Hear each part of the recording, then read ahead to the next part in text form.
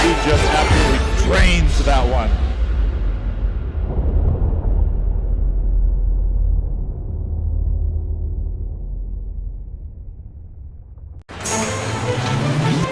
And welcome to STSPN.com, live from Glacier Peak High School, where tonight a big Wesco 3A South matchup between the division-leading Mountlake Terrace Hawks, who come into this game with a record of 7-2 overall, 2-0 in conference, and they're taking on the Glacier Peak Grizzlies, a team with a 7-4 record. However, their record is 1-2 in conference play. Peak needs a win tonight.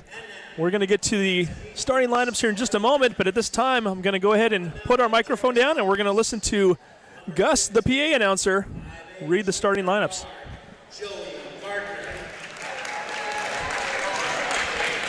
For the Grizzlies, 6'1" senior, number 2, Zach.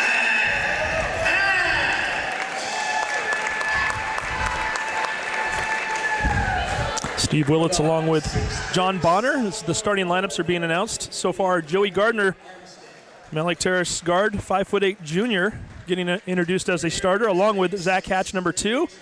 Now Kyrie Armstead, the sophomore, wearing the number 23. He's 6'3". He was just announced, along with Seaver Southard, the 6'3" junior for Glacier Peak, who John had a huge game the other night in California. In Palm Springs, he had a breakout game for him, and I think that's what's boosted him into the starting lineup here. Gabe Altenberger, the senior, coming out for the Hawks. Gabe had 8 3-pointers in a game here just 2 years ago as a sophomore, a game in which Mountlake Terrace lost to Glacier Peak. And the hitman, as our friend Scott Oshman likes to call him, Justin Guffey, being introduced right now. Number 21, 6'1" senior. Altenberger had 8 threes 2 years ago? 2 years ago here. Don't remember and that. It wasn't a very close game. I think Mountlake Terrace lost by 20, but one player showed up. Wow. It was a school record that still stands. And Altenberger is the type of player that he can get hot from the three-point line. Here's Zach arguing, just being introduced. That headband, again, that's partly for concussions. It's padded in the back because he's had a little bit of a concussion issue. So that's what that's all about. Carson Dallas, number 43, being introduced for the Hawks. Dallas is a 6'3" junior. Also being introduced for Glacier Peak, number 33, Kyle Dvorak. He's a 6'5" senior. And we will now turn off our microphones as we are about to listen to the Pledge of Allegiance. I pledge allegiance to the flag of the United States of America, to the republic for which it stands, one nation, under God, indivisible, with liberty and justice. So as we mentioned, this is a league game. Big game. Big game, especially for Glacier Peak at this point. You're 1-2 already. Yeah. You don't want to fall too far behind in the standings. Mountlake Terrace undefeated in league play. Shorecrest, which doesn't qualify for a playoff spot, but nonetheless they are playing in the league. They're also 2-0 in league play. You've got Edmonds Woodway at 2-1. So might be the best team in the league. Exactly. I think Mountlake Terrace and Edmonds Woodway at this point are kind of. Terrace got him, but and maybe Terrace is that good. I'm not sure. I have not seen them yet this year, but going into the year, I thought Edmonds Woodway would be the best team. And as somebody who's watched both teams 4 or 5 times, I'm not convinced that Edmonds Woodway isn't. They might be. They're especially when they get going on offense. They are a scary team. And then you've got the next group of teams. It's Glacier Peak, Meadowdale, and Shorewood, all with 1-2 records. You finish in that top 3, you're guaranteed a playoff spot. You finish number 4, you might have to have a play-in game. Everybody below that is out. So really for Glacier Peak, this early in the season, they don't want to fall too far behind. And there is the opening tip. Derek Anima grabbing it for the Hawks. Mountlake Terrace wearing the road black uniforms. Well, if coaches, the assistant coach's word is correct, the Glacier Peak did practice well this week. Very intense practices. They're trying to get back on track. They were in California over the break. They were 2-2, although that was an up-and-down tournament. They expected to do a little better. They saw some good things, like we said, out of Seaver. He played very well. Kai Dvorak played well, but they were hoping for a little more. And again, this is they've got to play well today. They've got to have some energy, and they've got to get one of their shooters going early, among other things, and play some solid defense. So Gabe Altenberger misses the first shot of the game. Dvorak had a crushing screen. Seaver puts up a shot. Actually, that was number 10, Southard, that put up the shot and missed it. Argue coming down with the rebound. So no score here, 54 seconds into the game. New shot clock after the rebound, so 20 left to go. Dvorak putting on another screen. I think Dvorak went to screen school. That's 2 in a row. That makes his highlight reel, that first one. When you flat back a guy in basketball, that's impressive. Guffey driving baseline, puts up a floater from 8 feet out, gets it to crawl over the rim and into the basket. He's one of the guys the Grizzlies have got to get going. He's such an athlete, such a player. He hasn't really been playing the way he can offensively this year. So Joey Gardner with the ball up on top right now. 6:30 to go here, first quarter. Justin Guffey's basket, the lone score of the game. Defense. Derek Anima on top, 14 seconds to go on the shot clock. Kicks it over to Armstead. Oh, look at that. And Anima's going to get called for the offensive foul. The little things he does, picking up an offensive foul on his opponent there, that is just tough defense that he's putting on Armstead. And he's the guy to do it. Our best defensive player last year, so we expect he's going to get the assignment this year too. And he has so far this season been put on their best player. So if Armstead's going to score, it's not going to come easy. And we get a referee timeout. Apparently the clock didn't start right away. By the time the refs noticed it, it had started. However, at that point, I think they had already committed to coming over to the scores table and correcting things. So we're going to probably have a few extra seconds put onto the clock right now. It's currently showing 6:11 with a 2-0 score, Glacier Peak. Referees are still a little confused as to what to do. We've already got a little conference going on over here. Brian Hunter, he knows how important this game is. He's used to being on the top of the standings, so this is a little different place for him. And with this team that is loaded with so much talent, he does not want to take his third loss of the season this early on, and especially not in his home gym. Very important game for the team in white. He's communicating with Seaver Southern, who's playing the point right now, who has played the point, but he's starting at the point today. So we'll see how Seaver can do in that role. So it appears as though they're going to, well, we thought they were going to keep the clock as is, but they're still playing with it a little bit. So as we mentioned earlier, this is a Mountlake Terrace team that comes into this game with a 7-2 record. Their only 2 losses are to Roosevelt, which was a 2-point loss, and Mountlake Terrace actually had a 3-point look at the buzzer and missed it.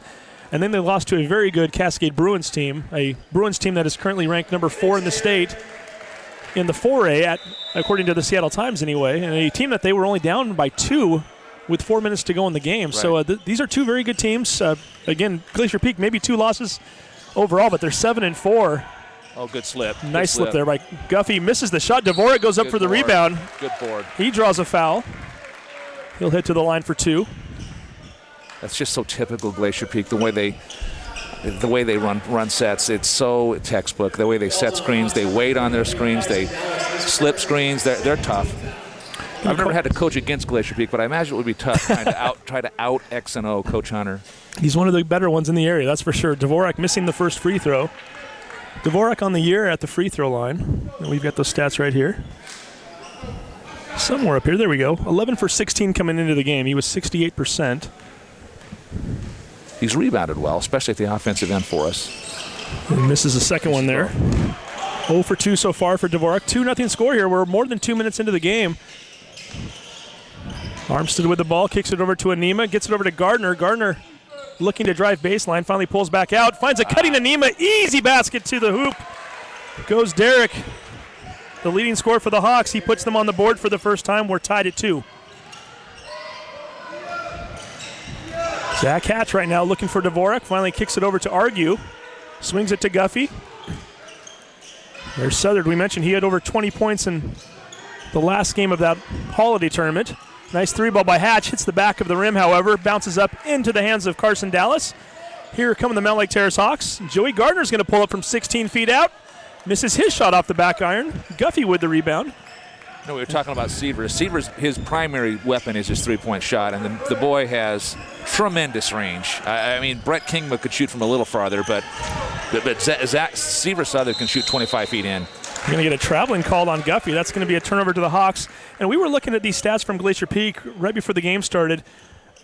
There's 3 guys. I mean, Zach Hatch is shooting over 34.5% this year. Seaver is shooting 47.6%. He's 10 for 21.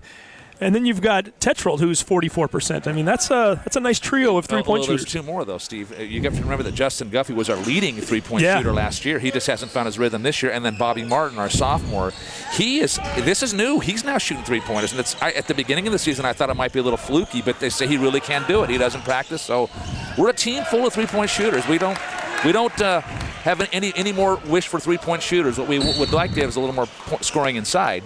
But three-point shooting is a team strength. A lot of guys can do that. Looking at Justin Guffey, 2 for 17 on the year, and that will not continue. We know that Justin is too good of a shooter. We've seen it for the last couple of years. And not only that, he's so mentally tough. He's in a slump, but he'll come out. He's a great athlete. Hatch's three ball might have been partially blocked as Altenberger flew in there and got a hand on it. That's going to go on Guffey. Fouls on number 21, Justin. Guffey picking up his first team foul against Glacier Peak. That is one thing Justin struggled with this year. He has been fouling a lot. He played football late into the football season, and maybe he had his football legs. It's somewhat basketball, so much more finesse. I'm not sure, but he has struggled a little bit. Hawks trying to force that ball down low. Gardner throwing a bounce pass, and give Argue a lot of credit. Argue hustles. Slipped in there, got his hands on that ball, and tied up Anima. We're going to get a Glacier Peak ball, possession arrow. Low-scoring game here so far. It is a low-scoring We're game. almost halfway through the first quarter, 2-2 with 4:14 to go in the first. Joey Gardner, who averages just a little over 4 points per game, but he had 13 in Terrace's last game against Marysville-Pilchuck, and those 13 points came in an 8.5-minute span. Keep an eye on him. He's getting more playing time tonight. Seaver looked at it. He wanted it. Seaver kicks it down to Argue. Argue being guarded by Dallas. Back to Dvorak. We're down to 11 on the shot clock. Hatch being guarded by Altenberger up on top. We're now down to 6. He picks up a screen, drives in on the right shoulder of the free throw lane, puts it up, good and shot. Gets it to fall. Good shot. Hatch did a nice job of getting his feet under him before he shot that. Zach Hatch, a very cerebral player. He always knows where he's at on the floor. He knows the time situation. You knew that. Did a nice job of driving in and getting that shot off. Good and they're going to call Altenberger with a travel. Hatch is also one of those guys, and I've said this before, if you're the opponent of Glacier Peak, you do not want to see Zach Hatch get in a roll. He will carry the team. He's done that many times in his career back to the SBA days, up through when he played with me his freshman year.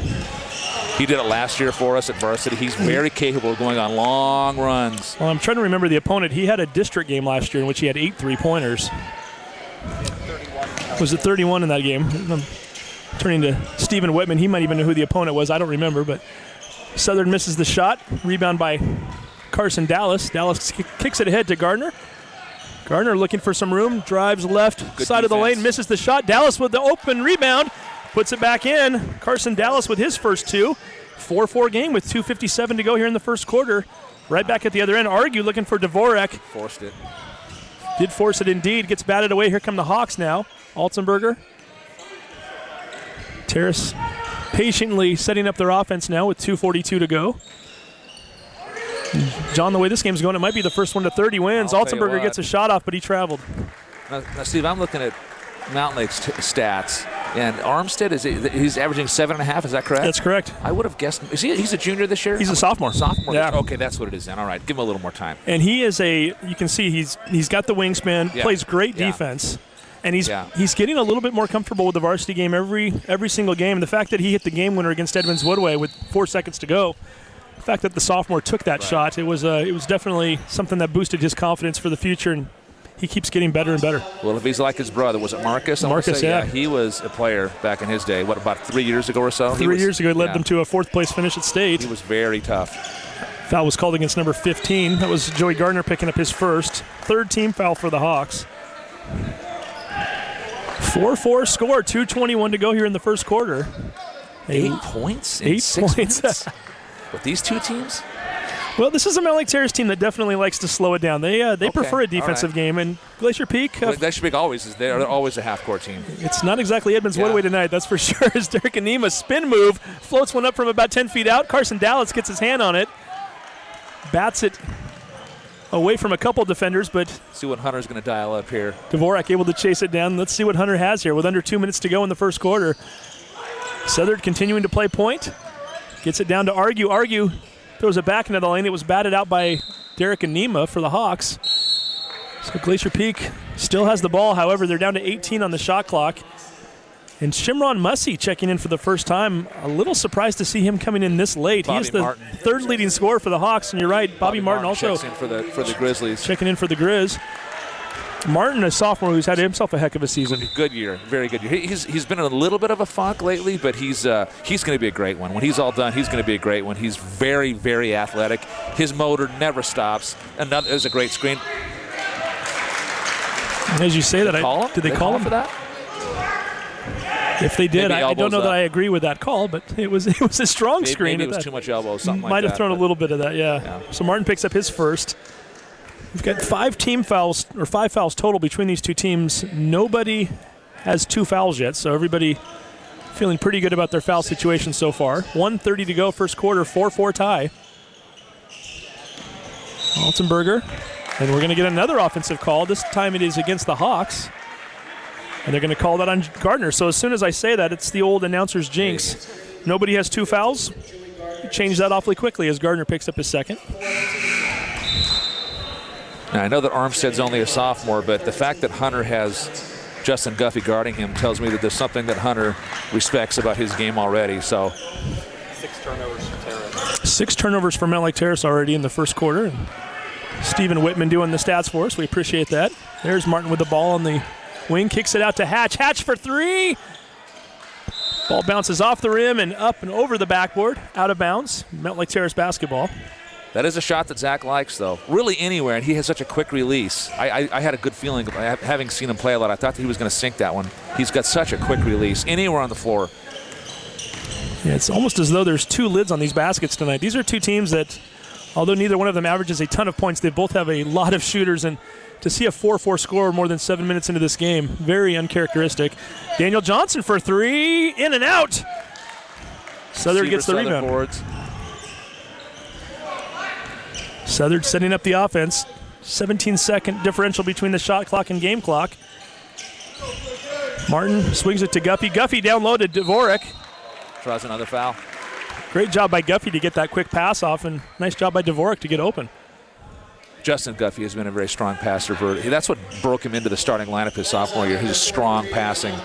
His sophomore year, we didn't count on it a lot for scoring, but his passing and his defense were very solid even then. That is the second foul on Carson Dallas. Dvorak, who's 0 for 2 today from the line, is now 1 for 3 as he gets that one to crawl in.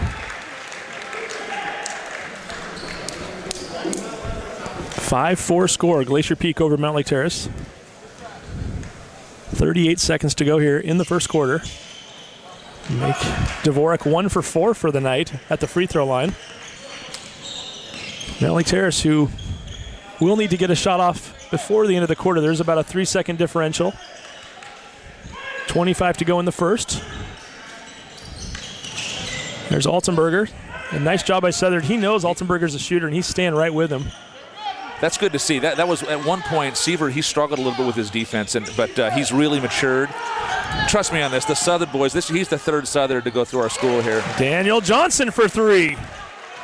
They have a way of hitting a switch, turning the corner. There he goes. Dvorak gets another foul.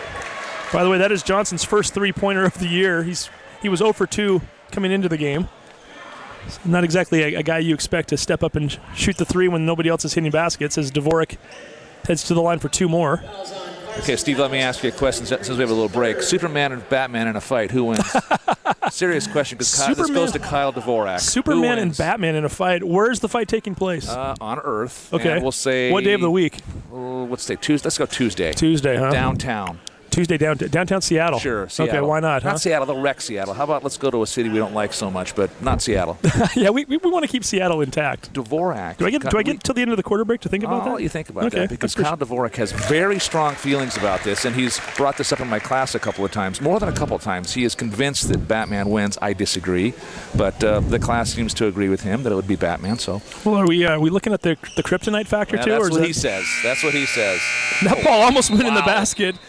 It is no good, however, and so that will splits him and then almost give him a long 3-pointer. So we're going to take a quick break. Mountlake Terrace leading Glacier Peak 7-6 after 1. When we come back, more about Batman and Superman, more about Glacier Peak and Mountlake Terrace. You're watching STSPN.com. Clogged drain? Other plumbing problems? Call Action Jackson Plumbing for 24-hour service. Owned by a lifetime Edmonds resident and Edmonds Woodway grad, Action Jackson is the drain cleaning specialist. They can unclog most internal drains for only $99 plus tax. Call 425-877-5601 or visit actionjacksonplumbing.com. Clogged drain? Other plumbing problems? Call Action Jackson Plumbing for 24-hour service. Owned by a lifetime Edmonds resident and Edmonds Woodway grad, Action Jackson is the drain cleaning specialist. And welcome back to STSPN.com. If you like defense, we've got a game for you right now. Mountlake Terrace 7, Glacier Peak 6 heading into the second quarter of play. Steve Willits with John Bonner. And, John, I'm going to go ahead and I'm going to take Superman. You take Superman too? So I think so. I mean, unless you've got the kryptonite factor, it's kryptonite is kind of your CenturyLink Field's advantage. Yeah. But if you don't have it, I don't think you can take him. Well, sorry, Dvorak. Yeah. I'm glad you said that. I'll tell him that in class tomorrow. I'm sure he'll care. He'll know, but I'll tell him anyway. Who said that? Kyle Dvorak. No, that's what he's going to say tomorrow. Yeah. Nice job by Hatch to get in front of that pass, or actually sneak behind it as Anima was trying to bring it in. Hatch got his body on it, which bounced off of Anima and out of bounds. So Glacier Peak getting the ball right back. 6 after one quarter. I just did not see that happen. You coached a lot of these guys on this Glacier Peak team, right? I think about all of them. During their freshman year? Yeah. Did you ever have any 7-6 first quarters? I'm going to say that could have happened. I don't know. Not very often, though, No. right? And we are going to get a foul called against the Hawks, and this already puts Glacier Peak in the bonus. Is Guffey our shooter? Fouls on Gabe Powder. It's Gabe Powder picking up the foul, his first. Powder, the 5'8" senior who's seen action for the first time tonight, and that is Guffey at the free throw line. And he's shooting 68% this year, so attaboy. Hits the 1-and-1. Guffey now with 3. The leading scorer for Glacier Peak with 3. It seems kind of odd to say in the second quarter. But when you have a 7-7 game, that's the way it goes. Nice Give him shot. 4. Two Very nice shot. shots. 8-7, Glacier Peak with the lead. Mentioned Gabe Powder now into the ball game. Swings it around. Mountlake Terrace pretty much with the rest of their lineup intact from what it was at the end of the quarter. But you know when you watch you can see there's just nothing easy for either team. They're playing some very tough, intense defense. Shimron Mussey goes to the take. basket strong. Nice job by Mussey. I'm going to guess he's left-handed. He is. He's He's usually left-handed, yeah. Okay, because that was a very strong take with the left. Oh. The ball bounces off the leg of Southern. Daniel Johnson doing a nice job. Mussey, who is averaging 9.89 points per game, ended up being our player of the game the other day in the Mountlake Terrace win over West Seattle. I believe he scored 16 of his 18 points in the second half alone. 6 for 6 from the free throw line in the fourth quarter. He shoots 91%. Nice shit, shooting percentage by a big man. Bobby Martin gets his hand on it. Anima comes up with it, misses the shot. Dvorak fighting for it and finally pulls it down. Well, you credit that whole defensive transition to Bobby. That he got the tip, everything Bobby did. He didn't hustle. He didn't stop hustling. That whole thing goes to Bobby. 9-8. And we're going to get a 10-second violation called on Glacier Peak. I think Southern just completely forgot about the clock. It's just inexperience. Yeah. This is relatively new for him, so. It wasn't as though there was much pressure there. He was just very subtly coming up the court and just forgot about it. Yeah, I think that's exactly what happened. In a game where points have been a premium. Could be a costly mistake as Powder now with the basketball being guarded by Hatch. Powder gets a little isolation, drives into the hoop. Nice job by Dvorak to get his hands up. Might have drawn a little of contact in the process. That is in fact the case as Dvorak picking up his first. Only the third foul against Glacier Peak so far. 3 fouls for Glacier Peak, 7 for Mountlake Terrace. So really Glacier Peak, they have fouls to give if need be. Powder just gets that ball in bounds, throws it to Mussey, gets it back to Powder. Altenberger being guarded very closely all night so far by both Southern, Hatch, and Guffey, and he finally throws that ball out of bounds. Now, if my memory is correct, Glacier Peak's had only one substitution for the whole game. I believe. Zach argues the only one has come out. That's pretty typical of Hunter. As the season wears on, he substitutes less. Well, Mountlake Terrace is running about 8 deep lately, so we'll see how that factors into the fourth quarter of play. And Martin thought that Southern was popping out. He ends up cutting back door and Hunter's just threw that one right out of bounds. He's not going to be happy. 30-second break. We'll take a timeout. 9-8 Mountlake Terrace. You're watching STSPN. How many for Glacier Peak? How many for GP?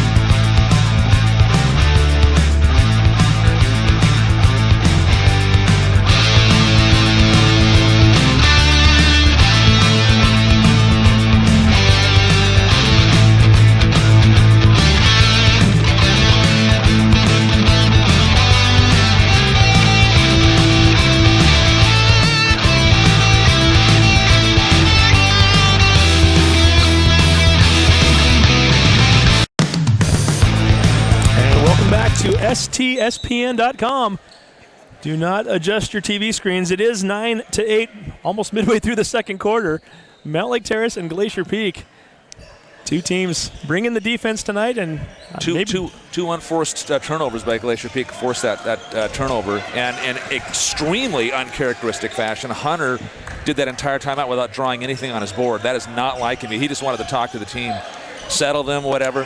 Nice job by Powder. Finds Anima down low. That's not easy basket for number 35, his fourth point of the game, I should say. That gives the Hawks an 11-8 lead. And yeah, that was just a 30-second timeout, so I think Hunter just wanted to settle things down a bit. I'm sure both coaches appreciated that. As it's been a little bit rough here so far. We've now had 16 turnovers in the game combined between these two teams. Gabe Altenberger on the other end. Spin move, kicks it back to Mussey. Mussey loses it. Dvorak had it in his hands momentarily, slipped out and went off his leg, so Mountlake Terrace will keep the basketball. And Joey Gardner, with his 2 fouls, is checking back into the game. Have we seen Seaver shoot yet today, Seaver Southern? Has he shot? He shot twice? 0 for 2. Oh, there was a yeah, but not a 3, though. He's 0 for 1 from the three-point line so far. Okay, all right. Anima goes up strong, misses the shot, but draws the foul, and he heads to the line for 2.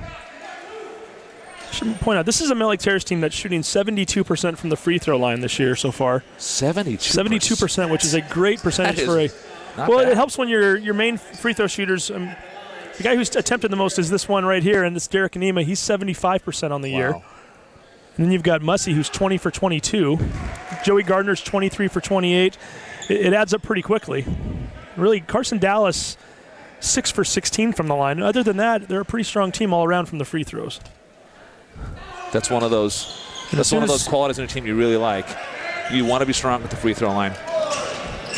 And as soon as you say that again, you draw the jinx as you being me. Compliment them on their free throw shooting. They miss one. So it's 12-8 Mountlake Terrace. 4:30 to go here, second quarter. Seaver looking to get something going there as Gabe Powder was all over him. He finally kicks it back out on top to Martin. Throws it back over to Hatch. We're down to 9 on the shot clock. Zach thought about a shot there momentarily. Kicks it down to Dvorak, down to 3. Dvorak forces one up. Didn't hit the rim. Shot clock now down to 1. Finally grabbed by Anima. So here come the Hawks. I like that Anima kept his composure. That horn didn't affect his play at all. How many times did you see a guy held up or stop altogether and lose the ball? Good coaching on that from that standpoint, too. It helps that you're in front of your own bench, and Sood was barking out at him. But, yeah, Derek Anima, a very smart ball player. Showed it there. We get a foul called against Southern on the play, his first. 5th team foul with 4 minutes to go. Speaking of a guy who can shoot. This is an interesting substitution that this is coming so late. Late substitution for Tatro. He comes in, and I'm just going to say this. He comes in to score. He can score anywhere on the floor. This is what he does. He's a very, very, very solid offensive player. It won't be long for them to draw something up for him. Anima kicks it out to Mussey. Mussey with the pretty floater. Gets that one to fall. He now has 4 for the game, 14-8. Well, I mean, it shows in the stats there. Tatro, by far and away, has shot the second most three-pointers on the year, and he comes off the bench, so they certainly trust him to shoot. Nice job by Southern to drive to the hoop, draws the foul, and he's going to go to the line for 2. And now Tatro has been in a starting role throughout. He's been off and on, but Hunter seems to think, and I think there are a lot of guys who are like this, that we're better with Tatro coming off the bench. He's one of those instant offense kind of guys. At Glacier Peak, and Tatro he seems to play better for us coming off the bench. We'll see what happens today. And not only coming off the bench, but waited almost 12 minutes into the game before getting his first action, which is a little surprising. Yeah. And given the fact that we have 8 points in those 12 minutes, that is interesting. Glacier Peak still continuing to struggle at the free throw line here tonight as Southard misses the first one. That foul, by the way, was on Gabe Powder, who picked up his second. And Powder heads to the bench. 14-8. He came into the game shooting 61% from the line. Gets that one to fall. 9-14. Mountlake Terrace continues to lead here. 3:38 to go in the half. Daniel Johnson quickly had a backdoor on Tatro. However, Gardner didn't notice it. Down to Mussey. Mussey with the hook shot. Misses that one off the mark. Daniel Johnson reverse layup. Misses it. Mussey fighting for a rebound. Kicks it out to Armstead. Glacier Peak's just getting out hustled. Joey Gardner kicks it into the corner. Mussey with the basketball. Behind the basket. Defense by Kyle Dvorak. Here comes Glacier Peak on the other end. Hatch is going to drive baseline, lays it up, gets it to fall. Nice take. Good take. That's 4 points in the half for Hatch. 14-11 is the score now. Hawks by 3, 2:58 to go in the half. That's good defense too by Bobby. That's how you draw it up. Keep vertical, move your feet. Don't foul and get plays like that, right? 2:46 to go here in the half. 14-11, Glacier Peak down by 3, looking to either tie or possibly get it within 1.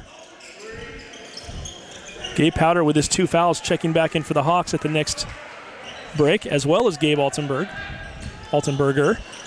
Tatro telegraphed it a little bit too much. almost didn't get his hands on that one. Hatch was tipped by Johnson right into the hands of Dvorak. Dvorak came to play today. He's working hard on the inside. He's causing fouls. He's playing today. 14-13, and that's the kind of player you need in a low-scoring game. It's going to be all about the defense. Traveling called on the Hawks. Turns it back over to the Grizzlies with 2:12 to go. See if my Grizzlies can capitalize on this momentum here. I've got to believe they're going to think about drawing up something for Tatro here, calling his number. Well, he trailed by 5 points just a few minutes ago, and now they've got a chance to take the lead. 14-13, Hawks by the smallest of margins in what is looking like a game where if the team gets to 40 points, they might have the victory. Seaver off the back iron, ball bounces up in the air. Powder grabs it. Are they going to call Seaver for that? Yeah, they're going to get Seaver. Good hustle, though. That is, in fact, the call. So Seaver, Southard picks up his second, 6th team foul, so the Hawks are still 1 foul away from shooting in the bonus. Actually, maybe not a bad foul there. You certainly didn't want Southern to get his second, but at the same time, Powder had a little bit of a breakaway going. He's going to stay in the game, too. Hunter's usually an advocate for putting a guy on the bench after his second foul in the first half, but he's going to let him ride. Southern the only one with 2 so far. Powder for 3. Misses the shot. Altenberger gets the rebound. Tries to go up. Nice job by Southern to put pressure on Altenberger. Hands straight up in the air, forces another miss.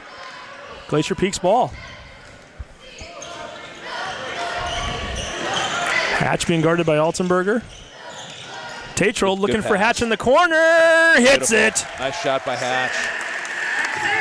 Hatch with his first tray of the game. Glacier Peak's first lead, or since 2-0 anyway. Yeah, 16-14 is the score right now. There's Derek Anima looking to tie it. Throws it off the backboard, left it just a bit short. Martin coming away with it. Here come the Grizzlies. We're now down under a minute to go in the half. 16-14 game. Dvorak with a nice screen there. Corner shot for Martin, in and out. Dvorak doing a nice job of going after it. Draws a foul. It's going to put him at the line shooting 1-1. Oh, I stand corrected. They're actually going to call that on Dvorak. And, quite frankly, I was a little bit puzzled if they were going to call that on Anima. I thought, if anything, I'm going to. I love Kyle, but I got to give him. If I'm going to call a foul, it's going to go on Kyle on that one. Kyle's going to hate that I said that, but He's been playing really well. That's why he doesn't want to come out of the game. And when the whistle first blew, my eyes were focused right on Dvorak and Anima, and I thought, well, it must be away from the ball because I didn't think there was much contact there either. But the referee said just enough on Dvorak to send Anima to the line. So now with the 7th foul of the half, Terrace is now shooting a 1-and-1. And Anima leaves that one short off the front iron. Had a chance to potentially tie the game up with those 2 free throws. Instead, GP with the 2-point lead and possession right now with 38 seconds to go. Argue kicks it back to Southard. Open 3 off the back iron. Armstead and Tatro were tied up momentarily. Oh, great Hatch grabs pass. it. Get in there. Oh, in and out. Can't quite find the shot there so far. Southard might have had that shot blocked by Armstead. Tatro gets a shot off. Misses it. Boy, Glacier Peak had some looks. I'll tell you what, I got to applaud the hustle by Glacier Peak, though. No shortage for shots there, certainly, John. That was great presence of mind for Zach Hatch to see that Tatro was open on the wing there for a shot. And John, you pointed something out a minute ago. They kept Southard in with 2. He picks up his 3rd. Oh, no, that was him. They got Seaver. Oh, boy. So he has 3. Dvorak has 2. Those are your multiple fouls for the Grizzlies, as this is not the guy you want to put at the line either. Mussey gets that one to fall. Now 21 for 23 on the year from the line. And if he can go 22 for 24, he will tie this game up with 20 seconds to go. And he misses it. 16-15, Glacier Peak playing for the last shot right now. 14 seconds left on the clock. John, what do you think's coming up here? You know I this think team pretty Tatro's well. going to shoot the last shot. Tatro putting a screen for Hatch. 6 seconds to go. Hatch dribbling to his left. Throws it over to Martin. He's got 1 second to go off his foot. Has to fire it up from 30 feet out. Misses. Doggone it. And we've come to the end of a half in which we saw 31 points scored combined. That is very surprising. Very rare. Part of it you got to give up to some pretty good defense, but there was a lot of turnovers. There's a lot of missed shots. I don't know what the free throw numbers are, but they're not good. But the combined free throws, they can't be good. But and then you have a 16-15 game. So Glacier Peak up by 1. We're going to take a quick break. When we come back, we'll get you some stats, and we'll talk a little bit more about what to expect in the second half. If we can figure out what's going to happen in the second half is a very uncharacteristic first half. You're watching STSPN.com. Clogged drain? Other plumbing problems? Call Action Jackson Plumbing for 24-hour service. Owned by a lifetime Edmonds resident and Edmonds Woodway grad, Action Jackson is the drain cleaning specialist. They can unclog most internal drains for only $99 plus tax. Call 425-877-5601 or visit actionjacksonplumbing.com.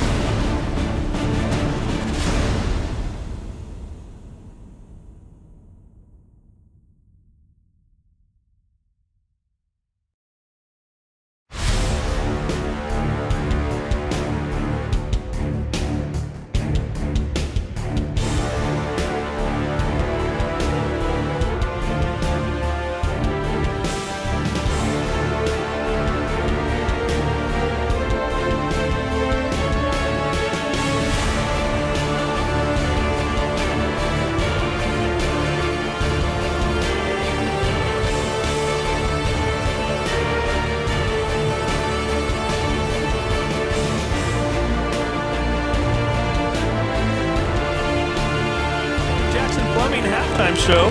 Steve Willits along with John Bonner in a 16-15 basketball game. Yes, John. You look at the stats, and you can't blame it all on good defense. The free throw numbers aren't there. The shooting percentage for both teams is way down. So, and let's look at some of these stats here real quick. We'll bring our special guest on here in just a moment, but we need to get to some of these stats, team stats. These are kind of alarming, really. I mean, we're looking at free throw shooting or field goal shooting. Mountlake Terrace is 6 for 19. Glacier Peak 5 for 19. And when you expand that out to the three-point line, Mountlake Terrace 1 for 3, Glacier Peak 1 for 11. Wow, that's.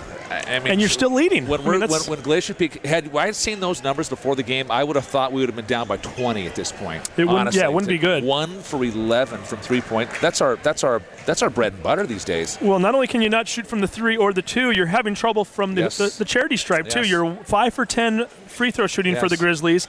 The Hawks 2 for 5, so both teams combining to be under 50%.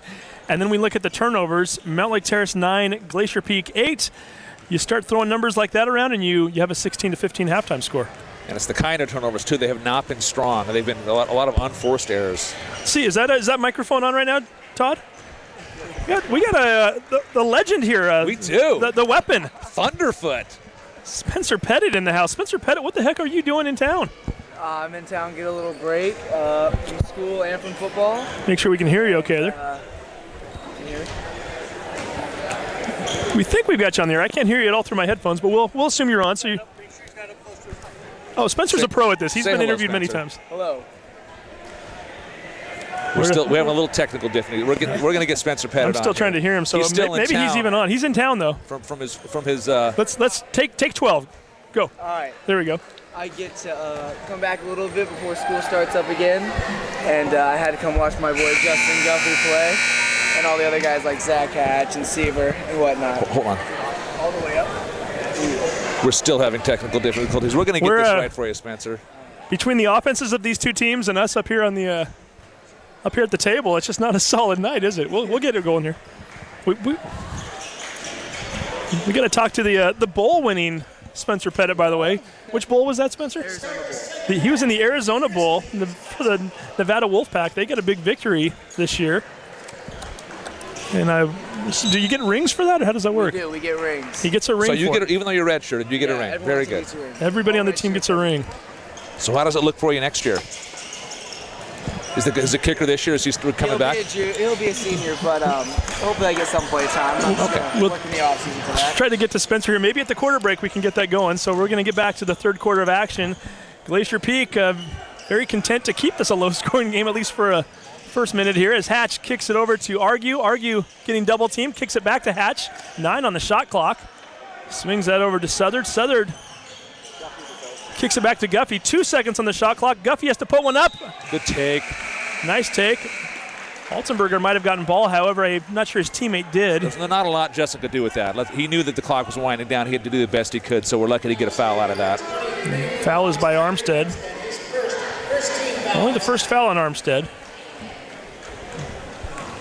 That will send Guffey to the line shooting 2. And the shooting woes continue here for Glacier Peak as Guffey misses the first one.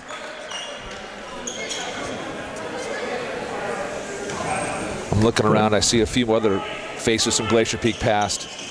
Guffey missing the second one too. Spencer Pettit played in football games this season at Nevada that were higher scoring than this game. Or at least his Grizzlies did. Or his Wolfpack, I'm sorry. Former Grizzly, now a Wolfpack. Joey Gardner now gets Argue to turn his back to him, drives him towards the hoop, puts up a shot, misses, but draws the foul. And Gardner will take his 82% free throw shooting percentage on the season to the line for 2, and a chance to either tie and or take the lead here for the Hawks. I don't know if you saw this today, Steve, but in today's Everett Herald, I'm just looking over at Taylor Rasmussen. Her dad had a big write-up on his success with the girls program, the JV program here at Glacier Peak. He has a 101-game winning streak. It's insane, John isn't it? Rasmussen, 101 games in a row. Joey Gardner hits the first free throw. And hits the second. Puts them in the lead. I did, in fact, see that article, and we talked about it on the Everett Herald podcast last night. That is amazing. That is a string of victories that over, 4.5 years? 4.5 years, That's yeah. insane. And that's not a fluke. He's a very savvy coach. He scratches out wins. He makes the most of his talent. Well, I'm going to see Glacier Peak play Mountlake Terrace at Mountlake Terrace tomorrow, and I'll have to give Brian Hill a hard time. So what's the deal? They're getting up to you, and they're losing 2 games a year. What's going on there? Guffey putting up a shot, but no, a great program. Rasmussen and Hill doing a fantastic job with those ladies, and Guffey putting the Grizzlies back into the lead. He now has 6 for the ball game. 18-17. A lot of bodies hitting the floor there. Yeah, that's Justin's defense that caused that turnover. Armstead had the ball in hand, tried to throw it between the legs of one of his teammates, and it goes right to Glacier Peak. Southard on the other end misses it. Anima behind the back. He's got numbers 4 on 3. He's going to go coast to coast, lays it up. Misses the shot, but draws the foul. Nima's showing us some athleticism there. He can handle the ball in the open floor.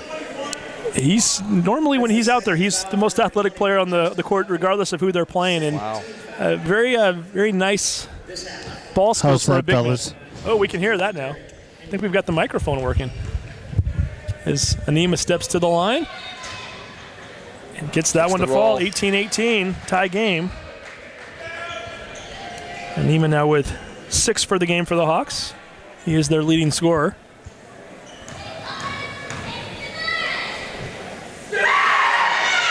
Makes the second as well. 4 of 4 at the line for Derek Anima. Is that correct? Oh, 4 of 4 for the Hawks so far here in the. I'm not used to having a great stats guy like Stephen Whitman. I might have to kidnap him and take him back to the Sound Live Sports Network. He's one of our AP students, a great kid. Stephen, we might have to find out what you're making here, and I might have to double it over at Sound Live Sports. We could use the stats. Argue puts up a 10-foot shot. Nice gets it to fall. shot by Zach Argue.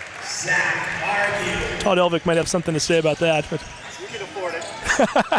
Armstead driving the lane, finally kicks it back out. Anima very wisely getting his feet back underneath him, getting composed. Kicks it out to Gardner. Down to 18 on the shot clock. 5:35 to go here in the third. Glacier Peak 20, Mountlake Terrace 19. Over the top of Dvorak. Nice pass by Altenberger to Mussey. Mussey turns around, easy basket. He now has 7 for the ball game. Now the other end, we're going to get a foul as Mussey fouls Argue. Dvorak didn't get the weak side help that he was expecting. On the other end. Fouls on number 25 for the Hawks. Game out. Argue to the line, shooting 2 as Altenberger picks up his first foul.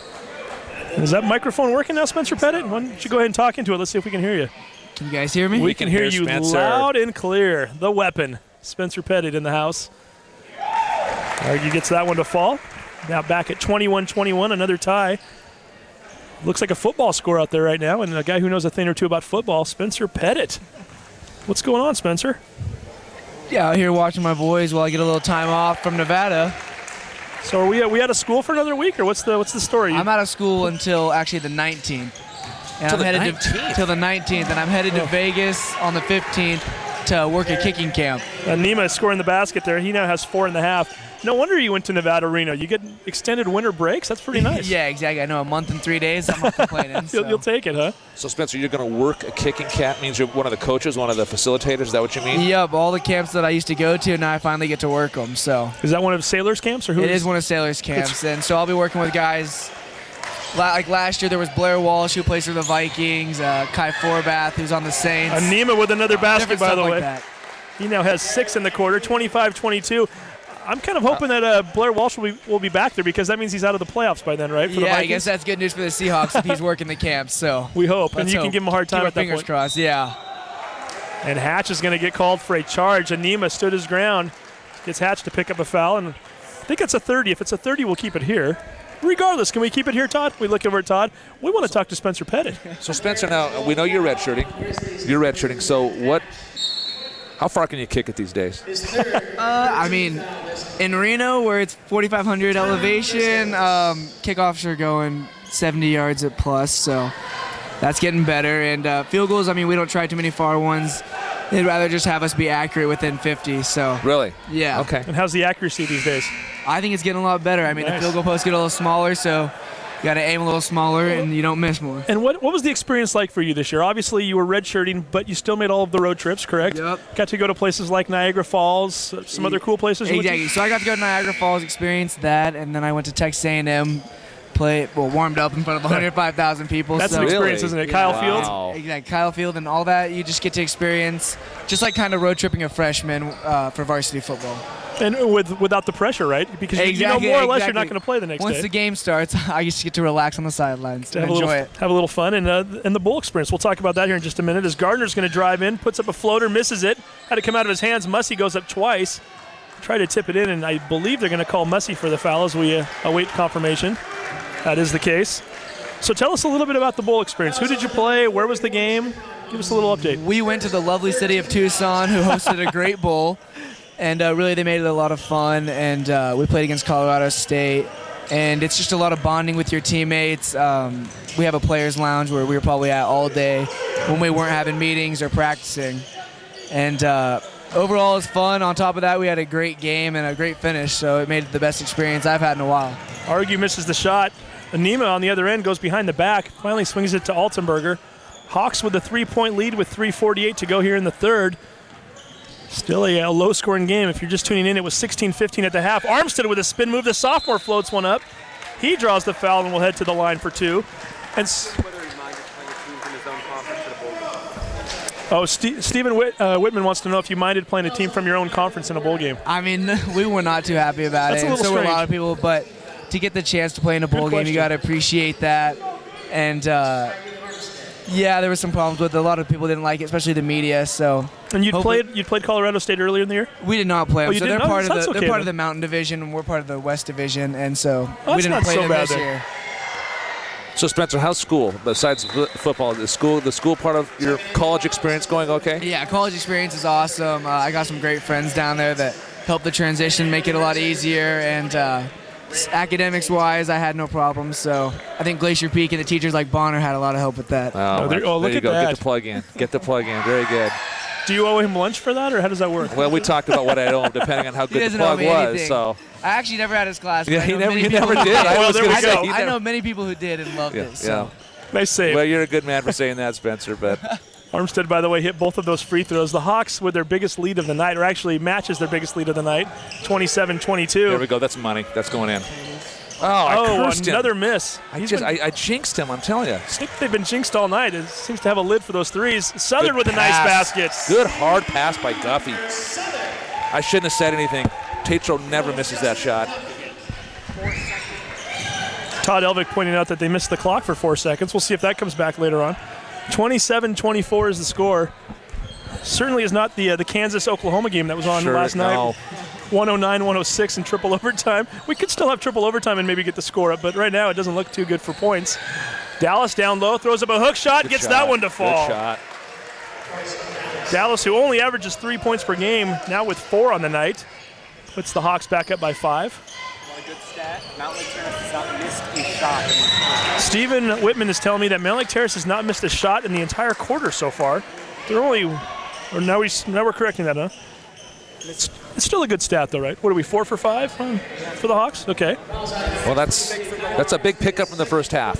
Yeah, when 6 for 6 in the free throw. they're 6 for 6 from the free throw line, so a nice half for the Hawks. It takes them from a 1-point deficit to a 5-point lead and the clock's still not. There we go, finally starting.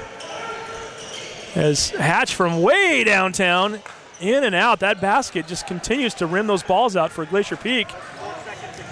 Here comes the Hawks. Daniel Johnson looking for his second three of the game, misses it. Dallas fighting for the rebound.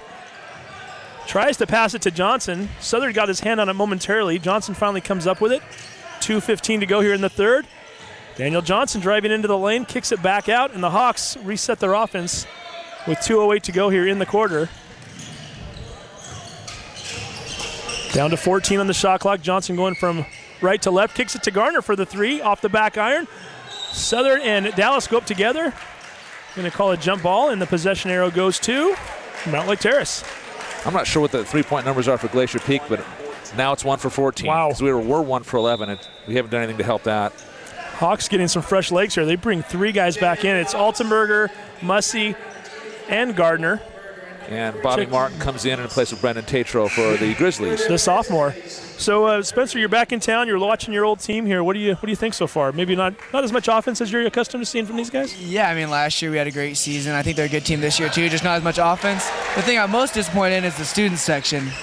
if I have to be honest. Yeah, I'm not going to lie. I was a little That's- surprised. That's one thing I'm I've used to being up front, having a full, at least 4 rows behind me. So I think Mr. Bonner might have to talk to the kids tomorrow when he gets back. I think so. Nice job by Argy to get the rebound. Goes up and gets the foul. Should mention on the other end there, by the way, Gabe Powder with a beautiful inbound pass to Mussey for the basket.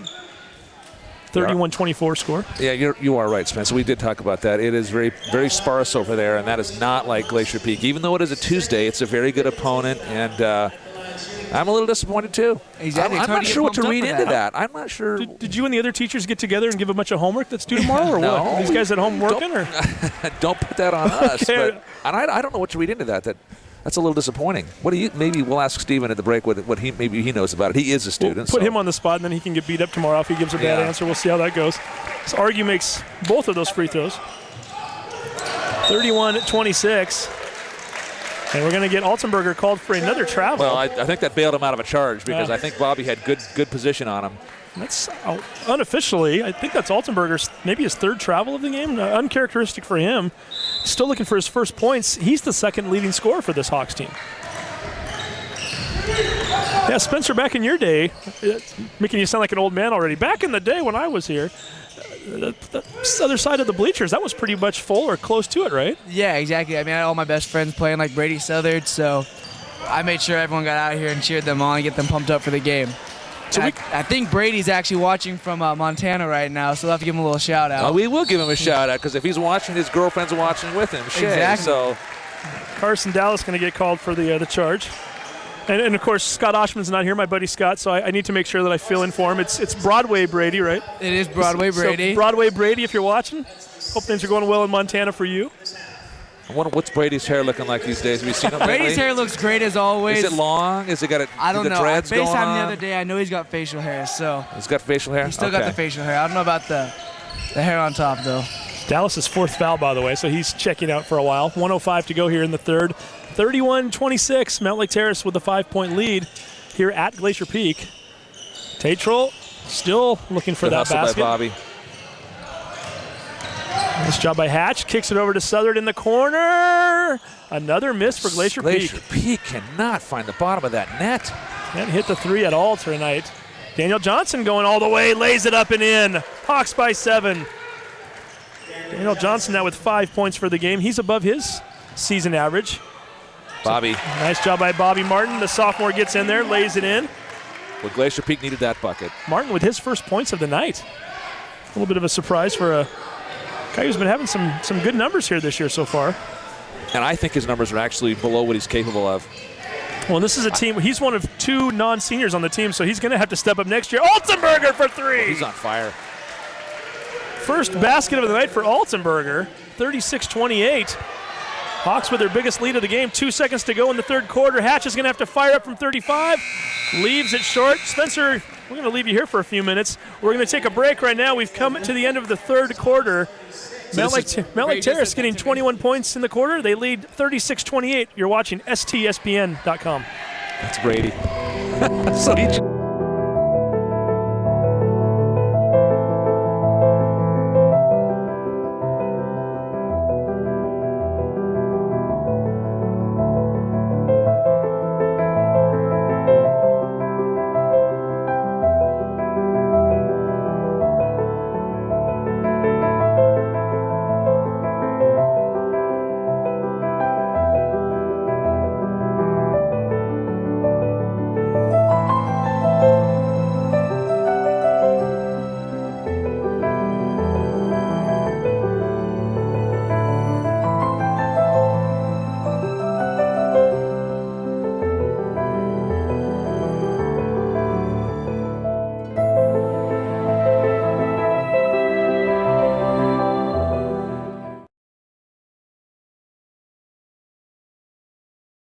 Brady Southard from Montana on the air with us right now. Brady, John, you were asking what his facial hair looked like. He looks like a college boy now. He looks all smart and all. He's over there in Montana, right? He looks Yes, like he's sir. in Montana with that warm sweater on or whatever he's wearing. So once a Grizzly, always a Grizzly. Yeah. Huh? Yep. Still, and he's looking like a Grizzly himself right now. So One of the great things that Brady brought, like Spencer, and I'm not just saying this because Spencer's here. He was known as one of Glacier Peak's finest kids, but so was Brady, and with the leadership they brought to their teams, uncanny. You can't underestimate that.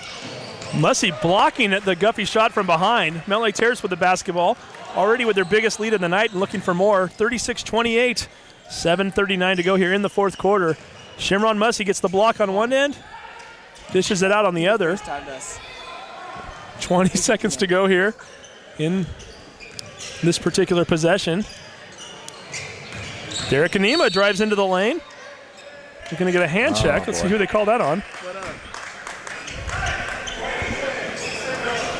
Foul is on number 10, Southern, and if I have my numbers right, that's his fourth.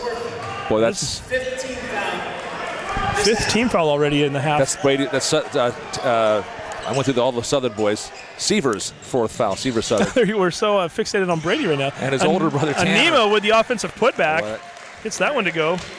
Anima now with 8 points in the half, 13 for the game. 38-28 Hawks.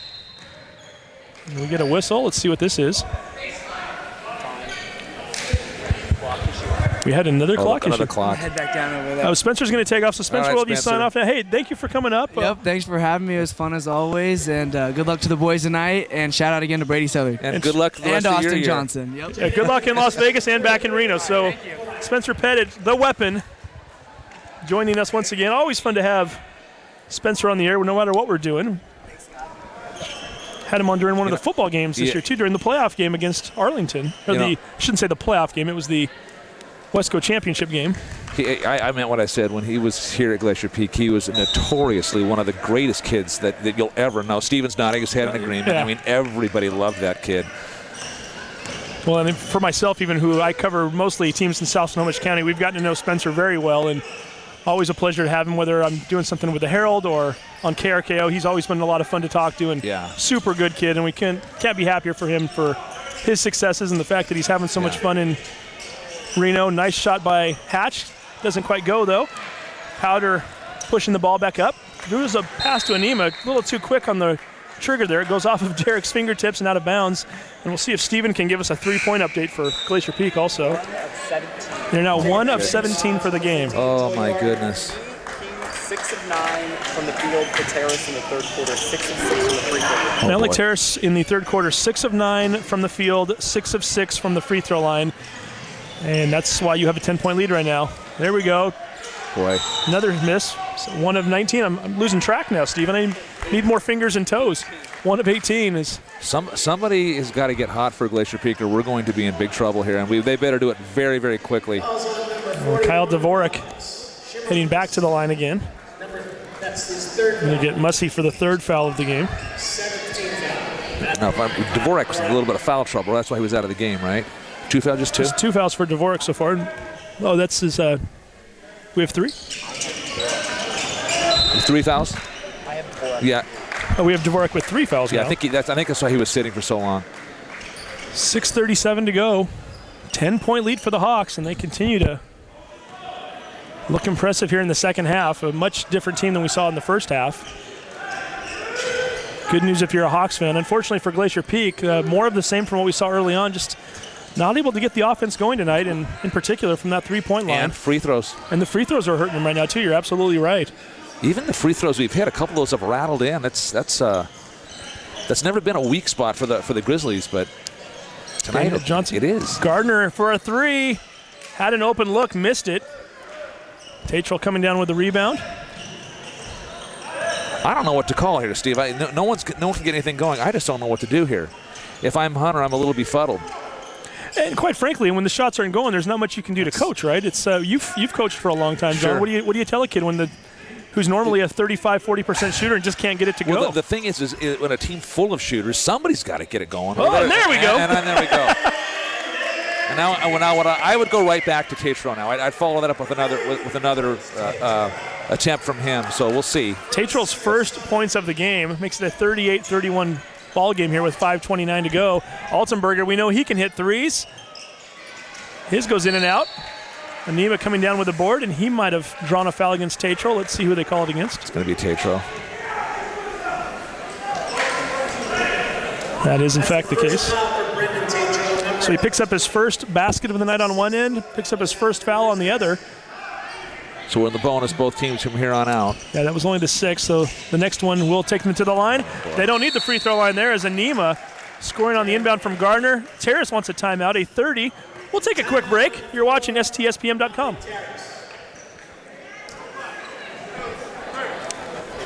Clogged drain? Other plumbing problems? Call Action Jackson Plumbing for 24-hour service.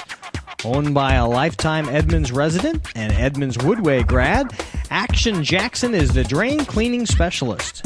They can unclog most internal drains for only $99 plus tax. Call 425-877-5601 or visit actionjacksonplumbing.com. And welcome back to STSPN.com. Steve Willits and John Bonner. Got our statistician extraordinaire, Stephen Whitman. Todd Elvick running the show tonight. The 5 tool player, is that what you're called, Todd? There we go. So we've got him up here with us. The Fab Four, how about that for all of us here? Having a lot of fun watching this game, and it's been an interesting one at that. Mountlake Terrace with the 40-31 lead. Derek Anima, 15 points here in the game, 10 in the second half. Funny story, John, you'll get a kick out of this if you haven't heard it already. Anima the other day against West Seattle had 18 of his 20 points in the second half. Lost a contact lens in the second quarter, which he never found as Southern drives to the hoop, misses it. Dvorak gets fouled. He'll head to the line for 2.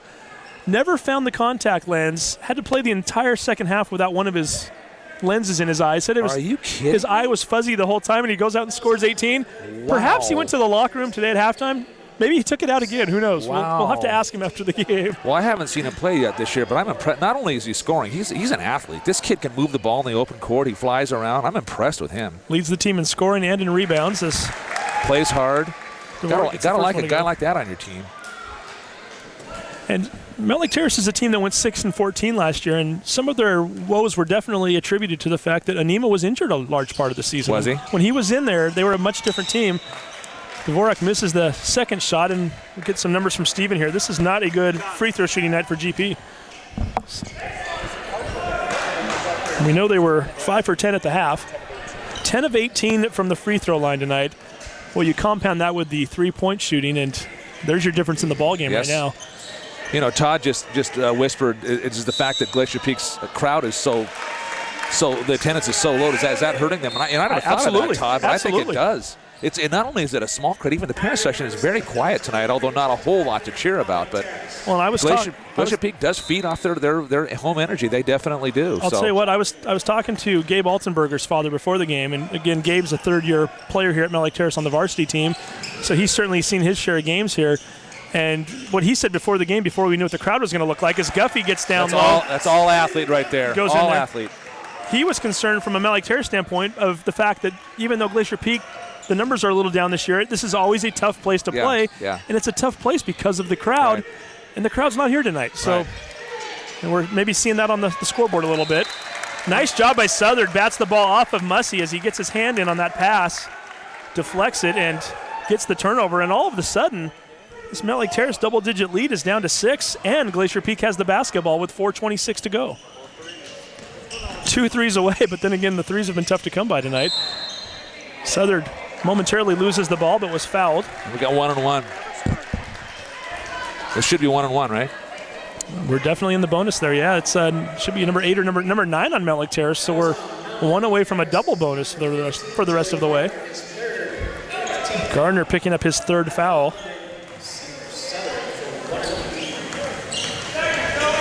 Always important 1-1 front end shot. Misses it. Dvorak started to come up with the rebound. Armstead finally grabs it away. Free throw shooting. Big missed opportunity there for the Grizzlies. The clock's still not starting. Finally, they take it down to 4:08. That was a little odd. Went from 4:21 to 4:09 in a blink of a moment. However, it was correct. They just hadn't been running it on the scoreboard. 3:58 to go here. Time is crucial right now. It's a 6-point game. Speaking of time, the Hawks down to 11 on the shot clock. Very patiently working the perimeter. Guffey finally knocks it out of bounds with only 5 seconds to go. Mountlake Terrace is well coached. They will not put up a bad shot right now. Now they're down to 5 seconds. That's unfortunate, but Dalen knows what he's doing. They're going to go for a lob pass. Nice job by Anima to come down with it. So dishes to Shimron Mussey. Mussey just flat out missed it. He had the open look. I don't know if that ball slipped out of his hands or what, but it was there. It's a nice pass, though. Hatch back on top. 3:29 to go, and indeed Hunter is getting animated as Todd Elvick pointed it out to us. Tatro loses the ball, throws it back to Gardner. Gardner ahead to Armstead, one-on-one, puts up a shot, misses it. Makes a great defensive play. Indeed, a very nice play by Dvorak. Armstead had what looked like it was going to be a breakaway. Dvorak came up from behind. That just absolutely saved 2 critical points at this point in the game. Well, if Glacier Peak Armstead wanted a foul, and I'm not sure that he has to have a little bit of an argument there, but definitely close. If Glacier Peak comes back and wins this game, I think they'll point to that play by Dvorak. A lot of contact there. Who are they calling it on? The question is the bucket good? If they're going to call that on Anima, the basket should not be good. But if it was in the air as the foul occurred, it's going to count. They're scoring the basket. Wow, I'd like to see a replay on that. I thought it was on the actual inbound pass, but they're going to say no, it was a screen in the middle of the shot. That's a huge three right there. Big bucket. Potential 4-point play here. Actually, could be a 5-point play, right? That was away from the basket. Yeah. It's a double bonus. Yeah, right. That's what I was confused by. Wasn't that was okay? Dvorak shoots 2. It was not on the shooter. It was actually away from that. So it's the 10th foul. So count the tray. That was Guffey, I believe, that shot the tray. I was so busy watching it was Tatro. Okay, so Tatro hits the 3. Tatro's uncle saw that right away, and he wanted that 3-pointer. Right, he was on that right away, and he was right. Dvorak, that's another big bucket. He can make this a 1-point game. This could be a 5-point play here if Dvorak gets this one to go. And we just talked about it. We went from potentially having an 8-point game if Dvorak doesn't block that shot there you go. to a 1-point game. It's a 7-point swing. Steve, how many times is it a play like that, a minuscule play that has a huge impact on the rest of the game? Unbelievable turn of events here. 40-39 with 3:04 to go. Hawks have been coming from behind in their last few games to get wins. They might have to do the opposite here. I believe this is a 9-0 run. I know we had a 28-38 at one time. Still having clock issues here. So this is a Mountlake Terrace team last week at their own building during a holiday tournament. They were down by 8 in the third quarter, and they came back to win against West Seattle. They were down by 10 against Marysville-Pilchuck, and they came back to win. Now they're having the script turned on them tonight. So it's not over yet. It's not. But I mean, as far as the game swinging, though, it's just interesting. You never know where these games are going. Now 11 seconds left. Mountlake wants to get a great shot, but Glacier Peak does not want to foul.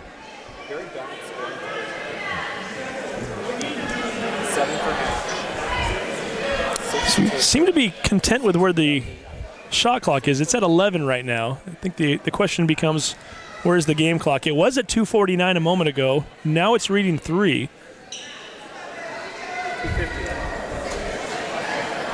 Actually putting a few extra seconds on the shot clock as well now. So now it reads 21. Give you guys a chance to guess who Glacier Peak's leading scorer is right now. I'll say Brandon Tatro. Or Kyle Dvorak. It's one of the two. Okay. Kyle Dvorak, the leading scorer. Well, no, Tatro's got 6. My memory, he's got 2 threes. Okay, Dvorak's got a little more than that. It's 7 with 5 free throws, yeah. That's not all he's done, though. That's not all. No, not at all. He's well, and he's played some tough defense. He's having the best game of his year so far. Oh, good tip. That ball gets tipped away. 20 seconds to go on the shot clock. They did set the clock back to 3 minutes to go, so it is now at 2:53 in the fourth quarter. Hawks by 1. Hawks with the ball. Looking to end a 9-point skid here. Derek Anima in the lane, floats one in. I like that guy. He can play. That is what you call a go-to player. If you need somebody to stop the streak, give it to your leading scorer. And Derek Anima on fire right now. 12 points in the second half alone, 17 for the ball game. Hawks back up by 3. Anima with the steal. Gardner picks it up, dishes ahead to Armstead. Armstead floats one up underhanded, misses it but draws the foul. Mountlake Terrace looking to take momentum back here as they had lost it momentarily. Armstead's going to head to the line for 2. I think Mountlake Terrace, knowing that Glacier Peak wanted to go to Tatro on that possession. Tatro picking up his second foul. 2:24 left here in the fourth quarter. Armstead only a sophomore. He's got good composure. Cool under pressure. Good composure. 14 for 19 on the season coming into the day from the free throw line. When you talk to the coaches, when you talk to the other parents, first thing they say about Kyrie Armstead, just a very smart ball player, just very heady, has a huge basketball IQ, and he's only going to get better. Yeah, I'm impressed with him. For a sophomore, he's got good composure. I thought he was a junior the way he was moving around and the way he carried himself out there. Great kid and a great leader at that. Gets both of those free throws to go as Daniel Johnson checks back in. Southard floats one up off the backboard, and he gets it to fall. Hunter wants to talk it over. And we get a full timeout. We'll take a break. 44-41, 2:14 to go. Should be an exciting finish. We'll be right back. You're watching STSPN.com.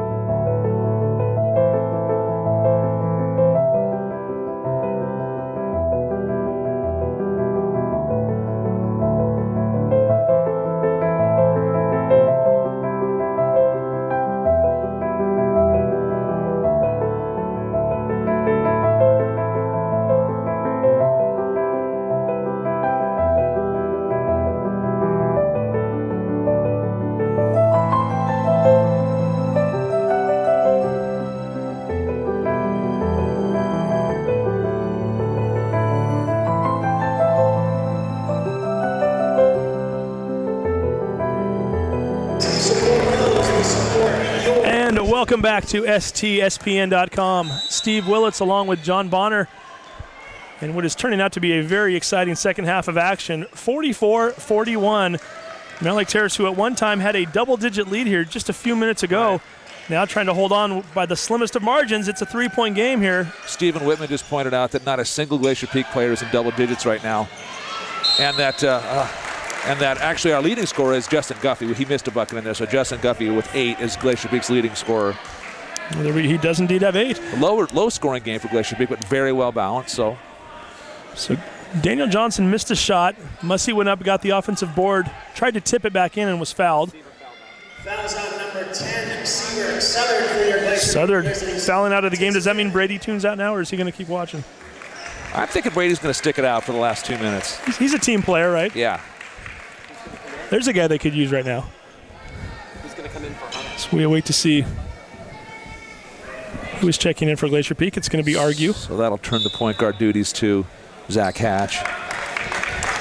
Zach Argue checks in. They're going to say that was a non-shooting foul, so Mussey to the line shooting 1-1. At the line, Sharon Mussey. You mentioned he was 6 for 6 from the free throw line in that huge game the other day against West Seattle, and misses the first one. Scoreboard all out of whack now, and referees are going to have to call a timeout to fix this. Nayland Sood very unhappy with the referees. He's complaining that should have been a two-shot basket. A little curious on that one too, because Mussey never really grabbed the ball. He batted it back towards the basket. It's kind of a judgment call. Yeah, it's a tough one. Yeah. You know, our regular scorekeeper's not here today. That particular time, it wasn't that they didn't start it. It just kind of went haywire for a moment. They put 2 minutes back on the clock, so we're now under the 2-minute mark with 1:54, 3-point game. Glacier Peak a three-pointer away from tying this one up. They're going to go for 2, though. Tatrell underneath and in. This guy has got post moves that will not quit. He can score from anywhere. All 8 of his points here in the fourth quarter. 44-43 with 1:37 to go. This game might come right down to the wire, and we're going to get a foul away from the basket. Looks like Justin Guffey shooting 2 free throws. I think they might have called it on Guffey. It's on Guffey. Looks like they're going to send one of the Hawks to the free throw line. All right, they called it on Guffey. Okay, I was going to say I thought Justin overplayed that a little bit, but Justin Guffey, his third. That's the 9th team foul. Guffey picking up his third. It is the 9th team foul, so the Hawks are in the bonus. And Nima stepping to the line, shooting 1-1. And Nima on the night so far is, so we look to Stephen Whitman from the free throw line. 3 of 5. 3 of 5. make that 4 of 6. He hits the first one. 1:32 left.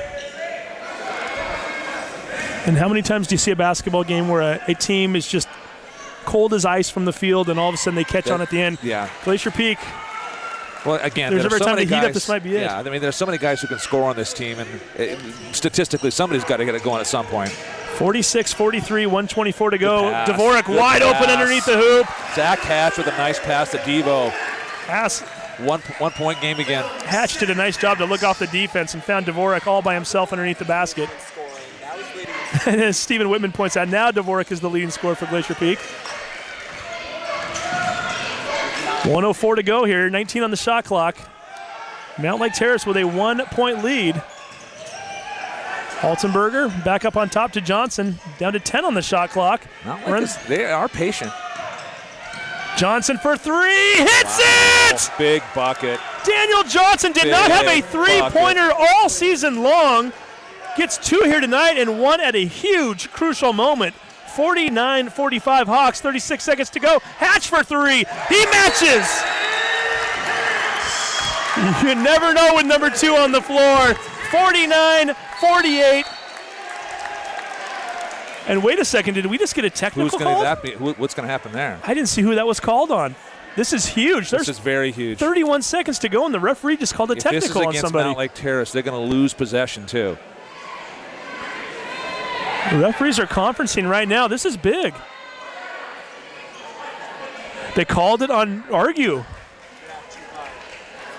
Zach Argue called for a technical. I'm not sure what that was all about.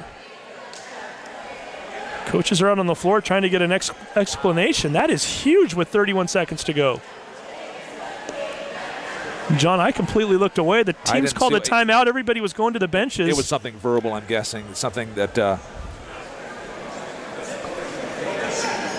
And you hate to see that in a game like this. Did he call a double technical? He might have called a double technical. Well, let's see what they called here. Because Timeout on the floor for your Grizzlies. There were keep it right here. Double technical. Double technical. So Grizzlies technical on Brandon Tatro, number 20. They called it on Tatro now. He put up 25 a minute ago. On number 25. Oh, they called it 25 Altenberger for the Hawks. Okay. So that's a push then. It's going to be Mountlake ball then. Had that been just one Mountlake Terrace, that's the kind of thing. They would have lost possession and Glacier Peak shooting free throws. And I don't care. Well, I shouldn't say this. As we're neutral, but as fans, you still want your team to win. But as a basketball fan, I don't want to see a game end like that anyway. 31 seconds to go. Yeah. 1-point game. Both teams just coming off of hitting three-pointers. Huge shots on both ends of the floor. Right. I want it decided on the court, Absolutely. and that's Especially what we're going to get. Like so this. yeah. Especially, yeah, I agree. I'm going to agree with you on that. And I'll tell you what, Altenberger, I don't know, Tatro, you know him better than I do. Altenberger's a pretty easygoing kid. I don't think I've ever seen him get a technical before. Tatro's a really good kid. They're both competitors, though, so yeah. Sometimes I argue about some of his calls. He might have a little bit of a history of that. He'll hate that I said that, but he might, yeah. So both teams getting technical, so no harm, no foul, I suppose, if you're looking at it from that standpoint. Both teams in the double bonus, so we're at 10 fouls each. Now, interesting to see how Glacier Peak plays this. Are they going to instantly foul somebody? That's my guess. They'll probably foul one of their lesser free throw shooters. 31 seconds to go. The shot clock's off. There really isn't a lesser free throw shooter right now. That's the problem. Kick it ahead to Johnson. Johnson might be the lesser of the free throw shooters, Justin actually. knew what he was doing, so. Johnson only 4 for 8 on the season coming into the night. You got to like the strategy, though. Even if he makes both, Glacier Peak gets three pointers. Extend the game 2 or 3 possessions. You take your chances that way rather than, This half for the Grizzlies. At the line, shooting Chandler's possibility. And that's Guffey's 4th foul, so Guffey needs to take it easy a little bit on the defensive side now. 25.6 seconds left. Mountlake Terrace keeping 4 of their players back. Johnson coolly sinks the first one. Johnson's interesting. He's averaging 3.7 points per game.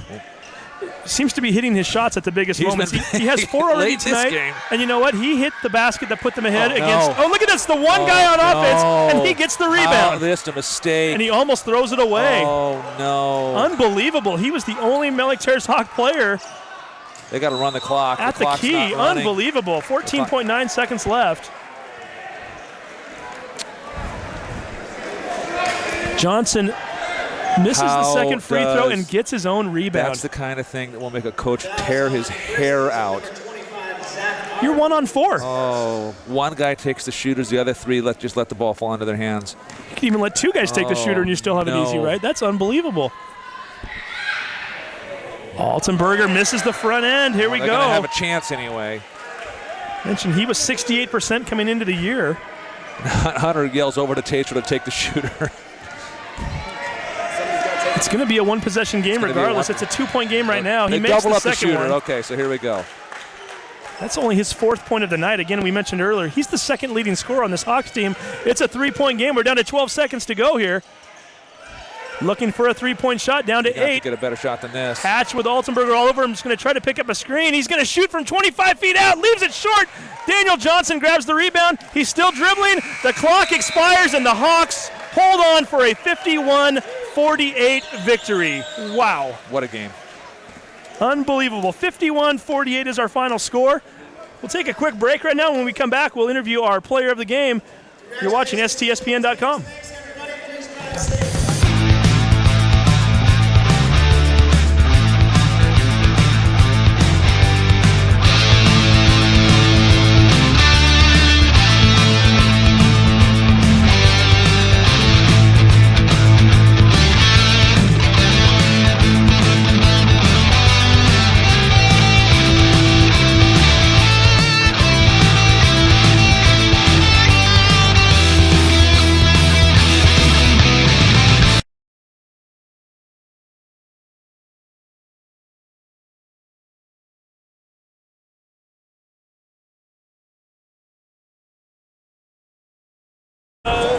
Can you grab my phone real quick?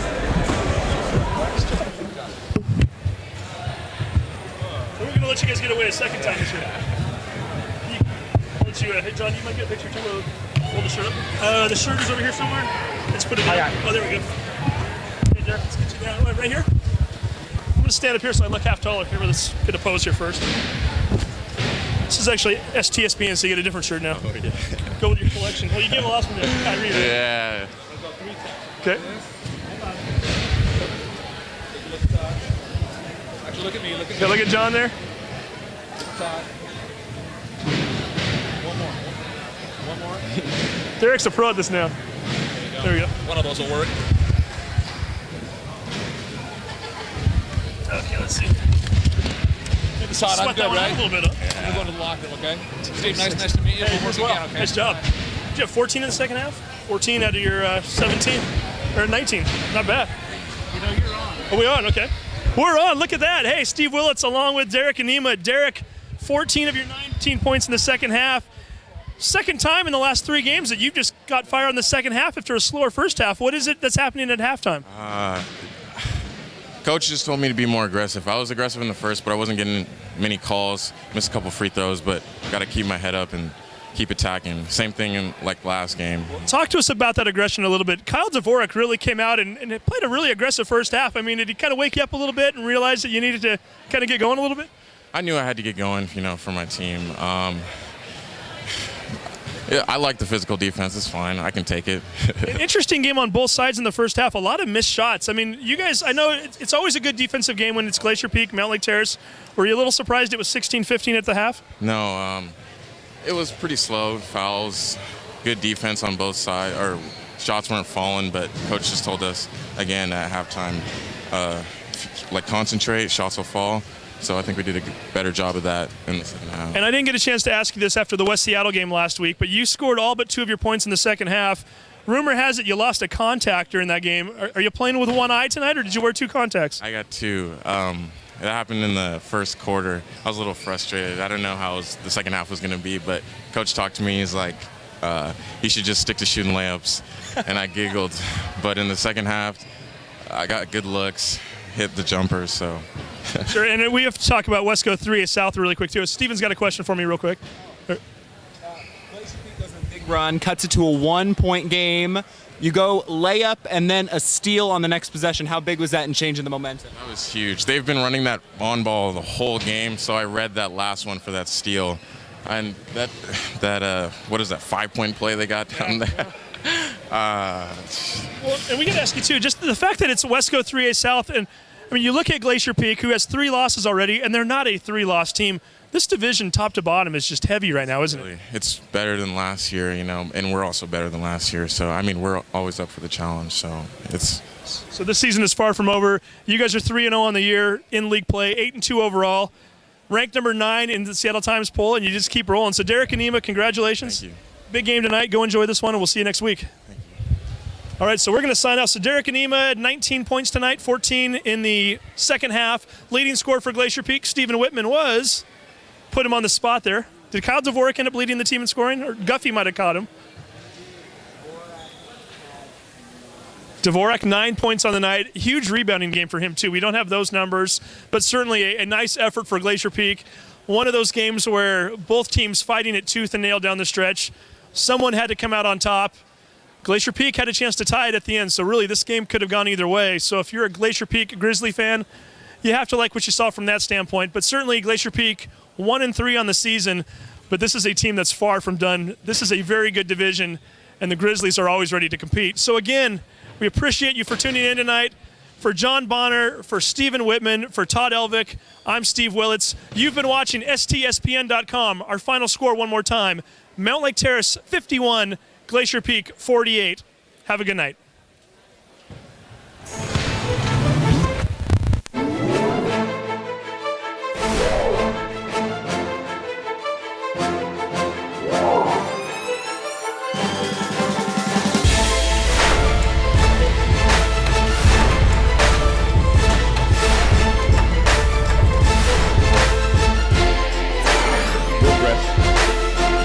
NBA 3 ball. He just absolutely drains that one.